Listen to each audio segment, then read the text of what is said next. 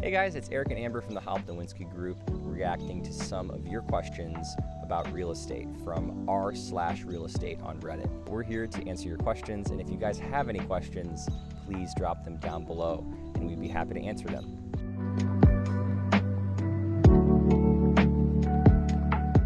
First question here, first-time seller advice. Hi, I have a friend who is selling her first house she bought a few years ago. I helped her move most of her stuff out. I noticed she left behind some things in the garage and in the basement. I asked her if she can get in trouble for it, and she said, once they sign at closing, it's theirs. I don't see what they could do about it. Is this true? I just don't want her to get in trouble. This question is by Steffi Dees. Great question, Steffi. So in our contract, it states that anytime you're going to sell your house, you actually have to make sure your house is in what's called broom clean condition. That doesn't mean that everything needs to be professionally cleaned. You don't have to go through and do everything, but that certainly means that all of the items that the seller has had needs to be out of the property, and it has to be in broom clean condition. Now, from our personal experience, we purchased a home this past March, and the seller did not leave it in broom clean condition, nor did he leave the house empty of his possessions. Now, we as buyers, first-time home buyers, we were like, hey, we don't mind if you leave a few things behind. We don't have a kitchen table, we don't have a dresser. These things will save us a few bucks if you want to leave it behind. However, he left way more behind.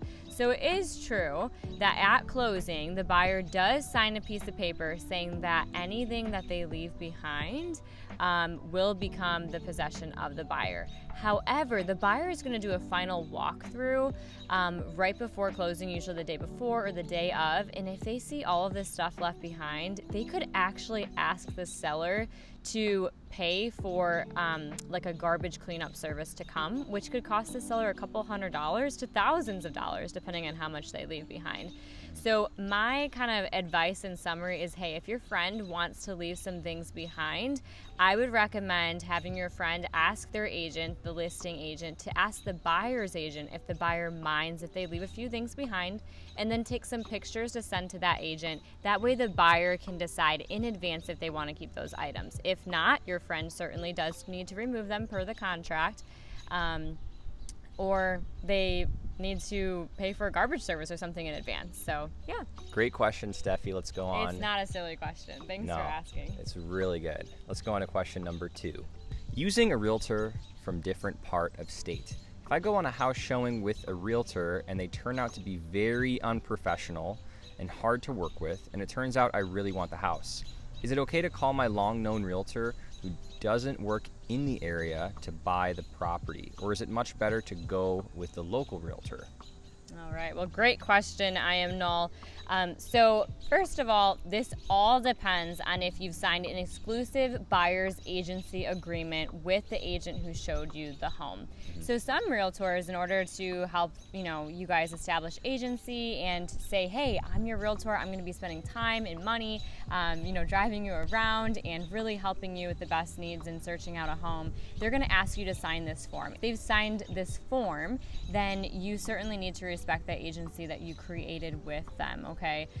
If you've not signed that form, certainly you could call another realtor. Now, I would definitely make your buyer's agent aware that showed you that home that you do not plan on working with them any further. We as realtors, we love it when our clients respect our time, and if it's just not a good fit, go ahead and let the realtor know so that they can move on and serve their other clients rather than spending more and more time investing in you. This is by Mayanalia, I think is how you say it. So I went to an open house this weekend, and it was a ghost town. I was the only one there. I loved the house, but noticed a few minor inconsistencies in the flip. Showers still had both tub and shower faucets. A window in the attic was broken, and the basement had some water after a rain. The house has been on the market for a little more than a week, listed at $400,000.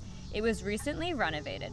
Last sold in 2002 for like $75,000 according to public record. A little strange since I know it was renovated by an investor but not sold more recently. No way an investor held on to this house for 30 years. An almost identical house a few miles away, not renovated, is listed for $200,000. Can I put in an offer on a $400,000 list house for $277, my real estate agent will not want to put in a lower offer. It is a duplex, and even at $277,000, it will probably only break even for rents, estimating $1,300 per unit, but I will live in one. Has anyone had success with a lowball offer? All right, there are so many questions here. So I think first, Eric, why don't you talk about like pricing in terms of if it's priced high but the comparables are lower? Yeah, so the first thing I want to even say before that is obviously, Myelina, you know what you're doing. You are going about it the right way. This is something we do all the time whenever we submit an offer. If we think that we need to submit something that's lower than asking, is we'll actually support it with comps. I mean, at the end of the day, the seller's going to take what they're going to take, but if the seller has no other offers, then a lowball offer might be the only option for them. So kind of in summary, sometimes, investors do list high. Sometimes they also over-improve for the neighborhood. So if comparables are truly going for $277 in average condition, and they dumped way more money into this property than necessary, and it's just an average class neighborhood, not a neighborhood full of, multimillionaires living in the neighborhood, then they over-improved it. So that could be the case here. Also, some investors who flip houses, they just want to see what they can get. So maybe they just listed it high, and if it's not moving, then they're going to have to come to reality and realize that they either dumped too much money into it, or they're not going to be able to make as much money as they thought, or they're just not going to win the lottery per se and be able to sell it for way more than the rest of the houses in the neighborhood. Now, the other thing is, yes, duplexes, any sort of multifamily property, the value of it is based very much so in how much the rental values are. Now, you mentioned in your Reddit post that the units would really only rent for $1,300 each, which is $2,600 total if you weren't living there. Now, most investors want to make sure that their mortgage, their taxes, their homeowner's insurance are completely covered by the rental unit rents, but they also want to be making around at least 20% return on investment if they're using a mortgage. Their ROI, the return on investment, could be higher if they're paying cash for the unit. So really, I recommend a rental property calculator online to see if those numbers are, if a $400,000 purchase price would allow an investor to make a good return on investment.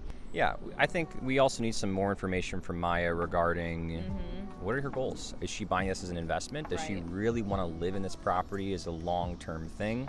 Once we know those answers, we can probably guide you in the right direction. I would say usually lowball offers could get you in at risk of not getting the property if there's other normal priced offers there. But if we're in this situation where something's way, way over what comparables are, maybe it's just a regular offer. Maybe there's no shot that they're going to get any kind of offer close to $400,000, and that it would be reasonable to offer, like you said, $277. And I want to speak to that. You mentioned that your realtor is not interested in putting in a lowball offer. I would kind of push back and say, hey, why aren't you interested in putting in a lowball offer? Are they a realtor that typically represents real estate investors? If they're not, and you consider yourself a real estate investor, and that's why you're looking for a duplex, we would highly recommend getting connected to a realtor that serves real estate investors. Eric and I are both real estate investors, so we understand that it's important to run numbers, on return on investment, on cash flow, and at the end of the day, we love getting our clients a good deal. And if your realtor is not willing to take a stab at trying to get you a good deal, do they really have your best mind and interest? That's a question I would deeply consider. This one comes from Olivia, titled Death in Potential Home. Not just death, but suicide in the basement. Would this be a no-go for you? Okay, so Amber, talk about stigmatized properties. Yeah, well, actually any sort of death, even suicide, at least in the state of Illinois, the seller would not have to disclose that information. Now, I know that wasn't the question you asked. It sounds like you personally know that some sort of death, or suicide took place at this home. And so that's inside knowledge that you have. Personally, that is an opinion, if you're okay with that or not. So if you're asking me personally, would that be okay? I think, death is something that, is a normal, natural thing. Everyone is born and everyone dies, and a lot of people, if they have the choice, they prefer to pass away in their own home where they're most comfortable. And so I respect that, and one day I might die in a home, and I would hate for that to decrease the value of the home and decrease the amount of buyers interested in it. But what about suicide? Suicide, first of all, my heart just goes out to anybody that has lost a loved one because of suicide, and that definitely is a sad thing that family has faced, and even that family needs to still sell the home. Would it be something I'm comfortable with? I think that might be something I might think twice about. If there's a similar home on the market for sale, then I might go after that home instead. It might just be something in the back of my mind that I'm always thinking about when I'm specifically in that area of the home. How about you, Eric? I don't know. It's a hard one for me. Maybe, I don't know. As a realtor, I want to say I would do it, but as a personal home buyer, I would probably say no. I feel like there'd just be bad energy in there. I don't know, it freaks me out a little bit. That's just my personal opinion, and it's anybody's personal opinion, right? That's what it is. Your comfort level, and usually you're not going to know if there was death or suicide that happened in a home unless you kind of live in the neighborhood and had that inside knowledge. Yeah. Can I use money from a joint account as a down payment for a house? I'm in the process of buying a house with my husband. I currently have a joint bank account with my mom that we are both equal owners of. Am I going to have any issues if I use money from my joint account with my mom to pay for the down payment for my husband and I's house? Will the lender have any issues with the money coming from a joint account if the other co-owner is not involved in purchasing the house? All right. It's a good question. Yeah. So first of all, this is just a disclaimer. We're only realtors. We are not lenders. And while all lenders have federal guidelines that they have to follow during the loan process, which is actually called underwriting, I don't know how many pages is in the manual for all the rules they might follow. Each lender can have different rules. However, I believe for this scenario, if your mother is not involved in purchasing the house, however, you do have a joint account with her, then she will most likely have to write a letter of explanation, an LOE, and sign that saying that you have rights to use those funds toward purchasing the home. Great answer. Yeah, going on. All right, go for this one. All right. Anyone just get cold feet in general? Okay, I hope you don't get cold feet. We're 2 days away from our wedding. But cold feet regarding the home buying process. Let's see. So this question is by Blable112233. So anyone just get cold feet in general? Any home buyers here just generally get cold feet before buying a place, even if it's a good deal? Some context. After backing out of a prior co-op deal where the financials and price was bad, I found another co-op that has checked off all my boxes. It's large, parentheses, listed 800 square feet, likely 700 usable, walkable to work, and across the street from a subway stop. The monthly maintenance is acceptable and the financials look in great shape too.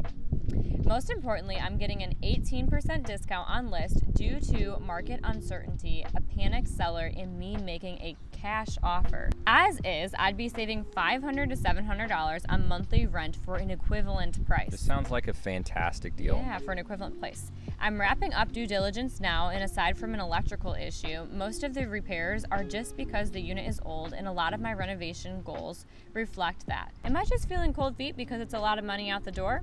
Because the chase is finally over, and by some miracle of God, I've actually achieved my goal and got a good deal too? Just curious, as I'm legit losing some sleep over this at times. People always get cold feet. It is a natural part of life. You are making probably the third most stressful decision of your life, or are going to be influenced by a lot of different emotions that are in this time. So part of our job as realtors is to kind of be counselors and walk you through the process, because this is very, very common. You've obviously got a fantastic deal in front of you. If they hit all of your numbers and logically it makes sense in your brain, and your logic brain gives it the thumbs up, and then your emotional brain is kind of tinkering with it, go back to the logical part of your brain if that's what your goals are. If you want a place that makes you feel a certain way and that just isn't it, and you don't really care if it's that good of a deal, you just want something different, then look at other things. But ultimately, before we sit down and go through the process with our buyers, we have a process where we figure out what our buyers want, what's important to them, kind of figure out, are they more logical, are they emotional, and kind of what we can do to hopefully address a lot of these issues that you're talking about before the buying process even starts. I would figure out where your cold feet are coming from. Can you warm those feet up? And honestly, it sounds like you got a fantastic deal here. I would just go forward with it. Let's keep going on. All right. Should I spend or should I go? This is from I like that title. from Joe in VA. Should I spend or should I go? Should I spend dozens of thousands on replacing the rotten wooded deck, a new roof, and remodeling the kitchen, or should I just sell? Ooh, good That's a great question. Amber? I think, again, we don't have all the information here that we need to kind of direct you in the right direction. However, my number one question to this person, Joe, if they were my client, would be, has your needs for your home changed? So for example, if Joe, you were a single guy when you bought this home, and slowly over time, the wooden deck rotted and you needed a new roof and the kitchen needed remodeled, and now you just got married and you're looking to start a family and you could see yourself living in a larger home, you might as well go. This market right now is a really great time to sell a home. If you put in a new deck, if you put in a new roof and you remodel the kitchen and you spend, say, $50,000, you're not going to necessarily get $50,000 in return in an already seller's market. So if your needs have changed, it's probably time to move on. If your needs haven't changed, you love your neighborhood, you love your location, etc., then it might be time to slowly start doing those things. A kitchen probably doesn't need to be replaced tomorrow, but a roof could need replaced tomorrow. Otherwise, it could cause further damage to your home. It could cause mold in your attic. It could cause, leaks in your roof, etc. If you're looking to stay, call a qualified, licensed, roofer, a roof contractor, have them come out and ask them how much life expectancy you have left in your roof. Yeah, that sums it up really well. All right. From remark